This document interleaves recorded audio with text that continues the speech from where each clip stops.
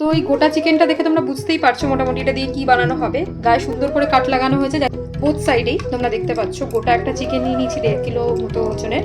তো চলো এবার মশলাটা মাখিয়ে ফেলে। ম্যারিনেশনের জন্য টক দই নিয়েছি, এবার একটুখানি জিঞ্জার গার্লিক পেস্ট দিয়ে দেবো। দিয়ে দেবো খানিকটা চিকেন মশলা, খানিকটা চাট মশলাও দিয়ে দেবো। এবার দিয়ে দেবো ব্ল্যাক পেপার পাউডার, স্বাদ মতো নুন, আর একটুও লাগবে। এবার একটু লঙ্কার গুঁড়ো দিয়ে দেবো। হলুদ গুঁড়োটা বের করে দাও না, ওখানেই রয়েছে দেখো, এর মধ্যে শেষ হয়ে গেছে, বার করে দাও। তো একটুখানি এর মধ্যে দিয়ে দেবো কাসুরি মেথি। আরে দাও গো, কেটে দাও না, কাঁচিটা এখানে রয়েছে, কেটে আমাকে দাও। এটা দেখছো, এটা হচ্ছে আমার নিজের ঘরে বানানো গরম মশলা। তো এটা সামান্য আমি একটু এর মধ্যে অ্যাড করে দেবো। এর মধ্যে একটুখানি লেবুর রসটা আমি নিংড়ে দিতে ভুলে গেছিলাম, তো লেবুর রসটা নিংড়ে দিই। লেবুর রসটাকে মিলিয়ে দিই, ব্যাস, বেশি তেল দেবো না। চলো এবার এই যে মশলাটাকে আমি বানিয়ে রেখেছিলাম, এই মশলাটা আমি চিকেনের গায়ে পুরো লাগিয়ে দেবো ভালো করে। গায়ে হলুদ হচ্ছে চিকেনের, সুন্দর করে চিকেনের গায়ে পুরো মাখিয়ে দেবো। আমার না বলতে বলতেই জিভে জল আসছে। মশলাটার গন্ধটা না অপূর্ব লাগছে, আমার তো এখনই লোভ লাগছে। মাংস এখনো রান্না হয়নি, কিন্তু তার আগেই আমার একটা লোভ লোভ লাগছে। আজকে মনে হচ্ছে আমারই কপালে জুটবে না নাকি? না তোমার কপালে জুটবে, এতটা একা খাওয়া যায় নাকি। দিকটা মাখিয়ে নিই ভালো করে, মশলা একদম ভিতর ভিতর অবধি ঢুকে যেতে হবে, তবে গিয়ে ফ্লেভারটা খুব সুন্দর আসবে। পায়খানা মজা। বিশ্বাসের উইকেন্ড, তোমরা দেখতে পাচ্ছ তো, প্রত্যেকটা উইকেন্ডে নতুনত্ব খাবার বানিয়ে দিচ্ছি। এটা আমি চিকেনের পেটের ভিতরেও ঢুকিয়ে দেবো। দেখো 4-5টা ভীষণ ক্লামজি হয়ে গেছে।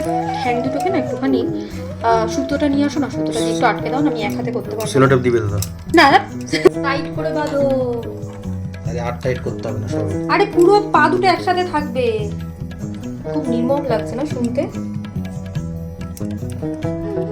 একদম টাইট করে বাঁধো, তা নাহলে কি হবে, পাটা একদম ছড়িয়ে যাবে, রান্না হওয়ার পর দেখতে খুব খারাপ লাগবে। আমি এটা আমার প্রসেস অনুযায়ী করছি।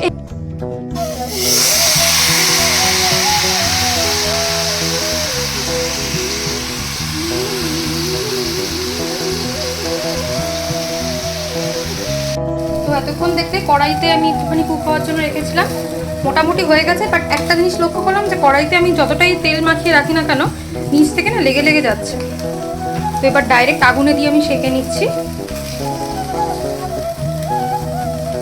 গন্ধটা কিন্তু অপূর্ব বেরিয়েছে, পোড়া পোড়া গন্ধটা না দারুণ টেম্পটিং লাগছে। একটা সাইড দিয়ে তো মোটামুটি আমার ভাজাটা হয়ে গেছে, ভাজা বলবো না, সেঁকা হয়ে গেছে। বিশ্বাস করো, সবাই তো সব ভিডিওতে তাদের সাকসেসফুল ব্যাপারটাই দেখায়, বাট ট্রাস্ট মি, আমি যথেষ্ট স্ট্রাগল করেছি এটাকে উল্টানো পাল্টানোর জন্য। দেখো একটা সাইডের মুরগির ঠ্যাংটাই ভেঙে চলে এসছে। ফার্স্ট টাইম যেহেতু করছি, একটু স্ট্রাগল তো হয়েইছে। নিচে দেখো পুরো একদম মশলাগুলো এখানে পড়েছে। এখানে যে পরিমাণ ময়লা হয়েছে, এটা সাফ করতে আমার অবস্থা খারাপ হয়ে যাবে। একটুখানি টেস্ট করে দেখলাম, টেস্টটা কিন্তু ভীষণ ভালো লাগছে জানো তো। Chicken roast ready. Tandoori chicken তো বলা যায় না, কারণ এর মধ্যে একটু কয়লার স্মোকি ফ্লেভার যেটা, সেটা তো এর মধ্যে অ্যাড করতে পারিনি, কারণ কয়লা আমরা খুঁজে পাইনি। আর আরেকটা জিনিস, সেটা হচ্ছে চিকেনের একটা লেগ আহত হয়ে পড়েছে রান্না করতে গিয়ে। ফার্স্ট টাইম প্রচুর স্ট্রাগল করেছি। তো সবাই তো বেস্ট ব্যাপারটাই দেখায়, আমি নয় আমার স্ট্রাগলটাই দেখালাম ভিডিওতে। পেঁয়াজটাকেও একটুখানি সুন্দর করে লেবুর রস, চাট মশলা, লঙ্কার গুঁড়ো দিয়ে বানিয়ে নিয়েছি। এটা দিয়ে খেতে দুর্দান্ত লাগে। তো এই হচ্ছে কি আমার চিকেন রোস্ট। কেমন লাগছে জানিও কমেন্ট করে, আর তোমরাও এভাবে একবার ট্রাই করে দেখতে পারো।